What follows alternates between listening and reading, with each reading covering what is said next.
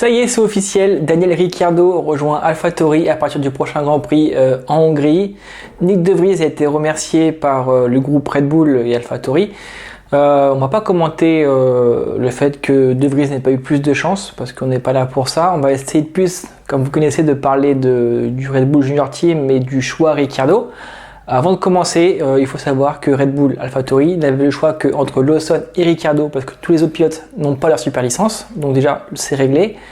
En ce qui concerne Ricciardo, pour ma part, je pense que c'est le bon choix, parce que déjà il faut laisser Lawson se disputer, le titre au Japon en Super Formula. C'est une expérience pour lui, c'est un peu de pression pour lui, donc il faut le laisser faire. Il faut éviter ce qui a été fait pour Gasly à faire Super Formula F1. Donc on va laisser Lawson faire son championnat au Japon. Pour ce qui est de Ricciardo, c'est un bon choix parce que ça va permettre de développer la voiture de 2023. Parce que là, pour l'instant, on sait l'AlphaTauri n'est pas bonne, ils sont derniers au championnat. Et du coup, avant de développer la voiture de 2024, qui sera la même que 2023 en surdéveloppée, il faut d'abord finir de développer celle de 2023. Donc je pense que l'expérience de Ricciardo fait que AlphaTauri va progresser cette année, donc on l'espère pour lui. C'est aussi un moyen d'avoir une comparaison du niveau de Tsunoda, savoir ce qu'on fait de Tsunoda ou même de Ricciardo, et en même temps ça va aussi permettre de mettre un petit peu de pression sur un Perez qui est très bon en course, mais qui en qualif est éliminé en Q2 ou en Q3 depuis quelques courses. Donc je pense que c'est aussi un coup tactique pour mettre la pression sur Perez. Il faut pas oublier que dès l'an prochain, en fait, AlphaTauri change de nom. Donc, est-ce que c'est un partenariat avec Red Bull? Est-ce que ça va être une Red Bull bis ou autre? Pour l'instant, on ne sait pas, mais je pense que c'est aussi quelque chose qui est à prendre en compte. Donc, faut surtout laisser les autres pilotes en Formule 2 se développer et pas leur mettre la pression. Ah, peut-être que tu pourras avoir un volant en Formule 1, etc. Pour l'instant, laissons-les.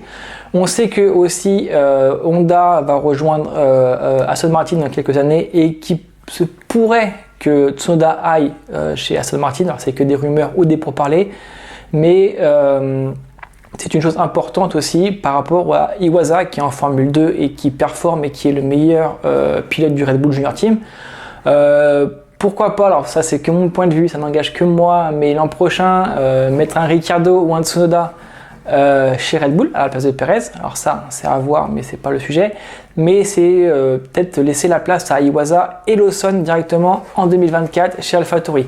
Donc pourquoi pas, moi je le dis depuis 1 an et demi, je pense qu'Iwasa va être en Formule 1 en 2024. Alors après, pourquoi ne pas prêter un Iwasa ou Lawson à Williams par exemple, comme ils ont pu le faire pour Alex Albon. Donc en tout cas, dites-moi en commentaire ce que vous en pensez. Moi je pense que voilà, Lawson serait aussi un très bon choix pour AlphaTauri, même s'il n'a pas été extrêmement performant en Formule 2, même s'il a été très bon. Voilà, dites-moi en commentaire ce que vous en pensez, qu'est-ce que vous aurez fait et qu'est-ce que vous pensez pour l'avenir de ces deux équipes.